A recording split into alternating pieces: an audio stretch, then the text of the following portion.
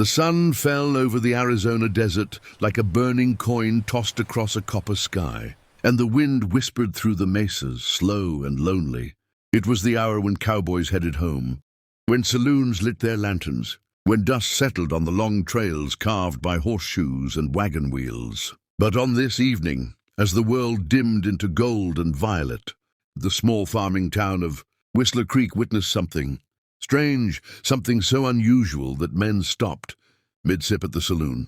Women froze on their porches, and even horses lifted their heads as if sensing an ancient tremor. A girl, no, a towering figure, walked out of the desert. She was tall enough that the brim of her shadow stretched across an entire street.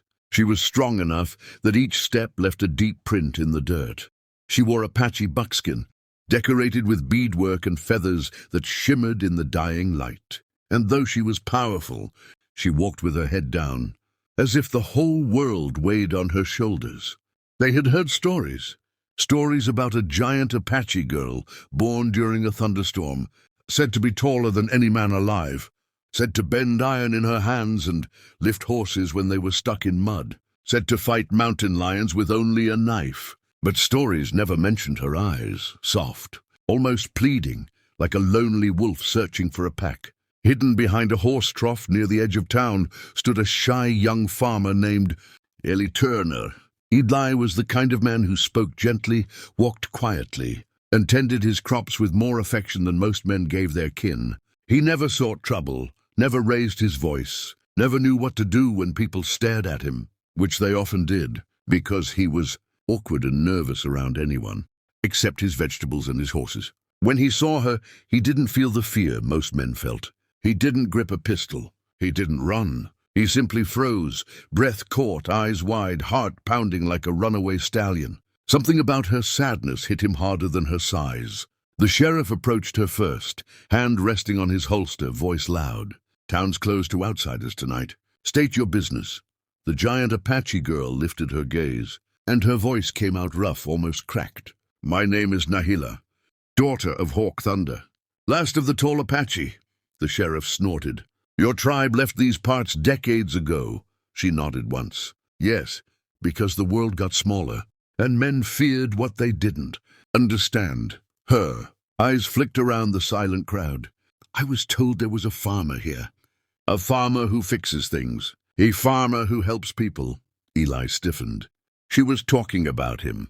She scanned every face, until her gaze reached him, half hidden behind the trough, hat tilted, dirt on his cheeks, hands trembling at his sides.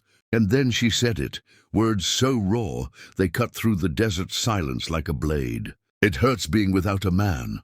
The town gasped. The girls at the general store dropped their fabric rolls. The saloon doors swung with the sudden movement of men standing up. Eli's heart nearly flew out of his chest. She did not say it in a flirtatious way, nor a desperate way. She said it like someone admitting loneliness after years of pretending they weren't human. "My father is gone," she said softly. "My clan gone. My brother's gone. People look at me and see a creature too big for their world. Men fear me. Women avoid me. I've walked deserts and mountains alone." She swallowed. "I want companionship. Someone who sees me, not my size." The sheriff was stunned silent. The townsfolk exchanged nervous whispers, and Eli felt something stir inside him, something he didn't even know he had. Courage, or maybe compassion, or maybe the simple understanding of what it felt like to be alone. Before he realized it, his boots moved. He stepped out from behind the trough, sunlight catching in his brown hair, dust floating around him like tiny sparks. Nahila blinked down at him, this tiny farmer with a shy posture, the opposite of every warrior she had known. "I'm Eli," he said, voice cracking. Hello." The crowd leaned forward. The sheriff hissed, "Boy, don't you—" But Eli kept walking. Nahila stared at him with the wonder of someone seeing something fragile and precious. "You are small," she murmured. "I know," he said, cheeks turning red. "I've always been." "And you are not afraid?" "A little," he admitted honestly. "But loneliness, that scares me more." A single tear slid down Nahila's face, heavy enough to darken the dirt at her feet. Eli stepped closer, lifting a hand as if touching a wild horse that might spook. Why did you come looking for me? She inhaled shakily. I heard you fix broken things. I heard you help the weak. I heard you never judge. She paused. I'm all three. Eli felt something in his chest twist. I can try to help, he said, if you'll let me.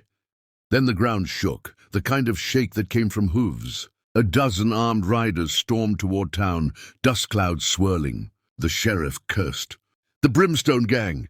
They were outlaws, known for sabotage, raids, and burning farms for fun. Their leader, Lynch Brimstone, a sneering man with silver teeth, spotted Nahila instantly. Well, well, he crowed. The tall freak of the desert! Heard you were wandering around. Thought we'd catch ourselves a monster and sell her. Nahila stiffened. Eli stepped in front of her, tiny, trembling, ridiculous, but determined. Brimstone stared at the small farmer and burst into booming laughter. Boy, you ain't even big enough to block a doorway. Eli swallowed hard. She's not a monster. Lynch narrowed his eyes. Move, or I'll move you. The townsfolk retreated. Nobody wanted trouble, but Nahila gently touched Eli's shoulder. Stand back, she whispered. No, he said, surprising even himself. If you think being alone hurts, losing someone who stood up for you hurts worse. Nahila's chest rose.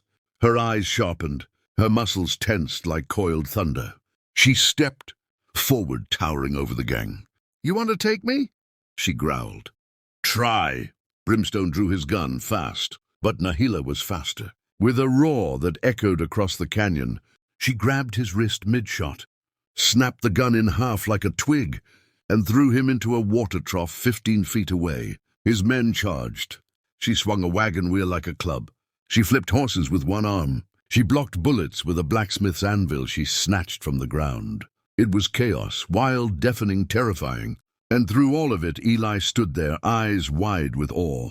Because she wasn't fighting like a monster. She was fighting like someone defending the one person who had ever spoken to her kindly. Within minutes, the gang was defeated, moaning on the ground, scattered like leaves after a storm. Nahila breathed heavily, chest rising and falling like distant mountains. Eli approached her slowly. Are you hurt? She shook her head. No, but... She looked down at him, voice trembling with something deeper than fear. I have never fought for anyone before. Eli's throat tightened. You fought for me. She nodded. Because you saw me.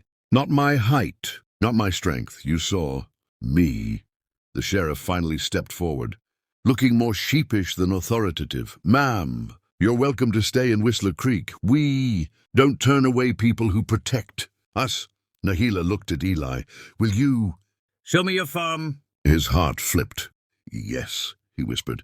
Together, the tiny farmer and the giant. Apache girl walked toward the horizon, her steps shaking the earth, his steps nervous and small, but full of something. New hope and the desert wind carried a whisper behind them, a whisper that sounded like destiny beginning to turn.